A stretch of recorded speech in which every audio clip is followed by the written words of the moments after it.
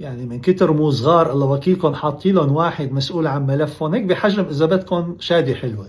بيطلع بيقول لهم هي القريه خلوها وهيدي الضيعه اتركوها وهي البنايه معكم 6 دقائق لتطلعوا منها وجنوب ليطاني وشمال ليطاني، لا وما بس وقف هون شادي، يعني شادي صار بيحدد لهم المسلك اللي بدهم يهربوا منه، هذا الطريق بتاخذوه انتم طالعين على بيروت، هذا لا تاخذوه في حواجز، يعني بيحدد لهم على اي مسلك يهربوا هذول. ومع ذلك على الرغم من كل وجود ملايين ابناء حاضنتهم وابناء بيتهم اليوم مرميين على جوانب الشارع وعلى كورنيش بيروت وفي داخل الخيام في المدينه الرياضيه، ومع ذلك كان عنده الرفاهيه امبارح هدول الزعران تاعون حزب الله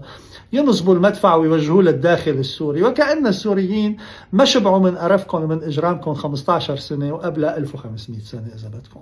يعني ما شبعتوا ما زهقتوا ما مليتوا يعني. ومبارح قاصفين مركز من مراكز الجيش السوري في سرغايا، وهن عم بيحاولوا حقيقة الحزب الله عم بيحاول يهرب للأمام ليقول لجمهوره لبيئته اللي ما قادرين يردوا على شادي، فمنحاول نثبت ما هو مثبت انه نحن حقيقة عدونا الأساسي والعدو الأول لهذه البيئة ولهذه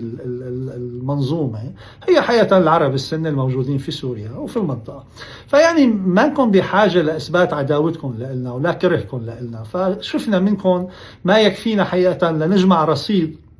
إذا ضلينا نصرف منه بالفيديوهات وبالأفعال وبالأقوال وبالمقالات وبالأفلام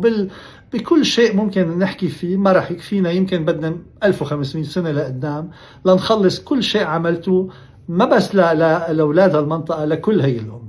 فيعني أنا برأيي اليوم على هدول ما تبقى من أبناء حزب الله كقيادة عسكرية وأمنية وسياسية، بدل ما تحاولوا تثبتوا ما هو مثبت، أنا برأيي روحوا شوفوا كيف بدكم تطلعوا من هذه، تطلعوا بيئتكم المرمية حقيقة بدأت اليوم تشعر تماما بالمقلب اللي أكلوها، وحقيقة ما بقى بوجهها وما بقى أمامها أبدا إلا يعني الانتفاض في وجهكم. وبعتقد اليوم راح تشوفوا حالكم بعد ما تركتوا نفسكم أنتم بمواجهة كل أعداء المنطقة بعد ما جعلتوها كل أعدائكم، يعني لا تركتوا لنفسكم صاحب لا تركوا لنفسكم جار. وأنتم ما بتعرفوا، أنا ما عم بفهم شو هالانتحار هذا، واحد يعني حدود الجنوبية الزرق وحدوده باقي الحدود على سوريا وبالغرب معكم حدودكم على السمك وعلى البحر، فأنا ما عم بفهم أي انتحار أنتم اللي عم تنتحروه. يعني لا تركتوا مجال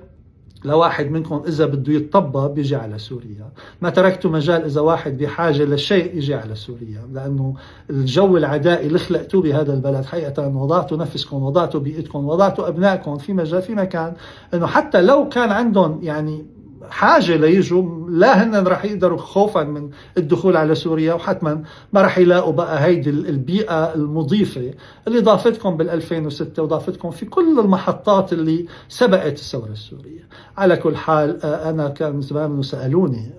شو المصير اللي بتتوقعوا لهي البيئة ممكن من 10 سنين، وما زلت هلا عدتها ورح أعيدها مرة ثالثة. أنتم أمام واحد من خيارين، إما شيع في العراق أو عسكر عند الزرق، فاختاروا أي واحدة منكم والله ليهنيكم في الحالتين. يعطيكم ألف عافية ونهاركم سعيد.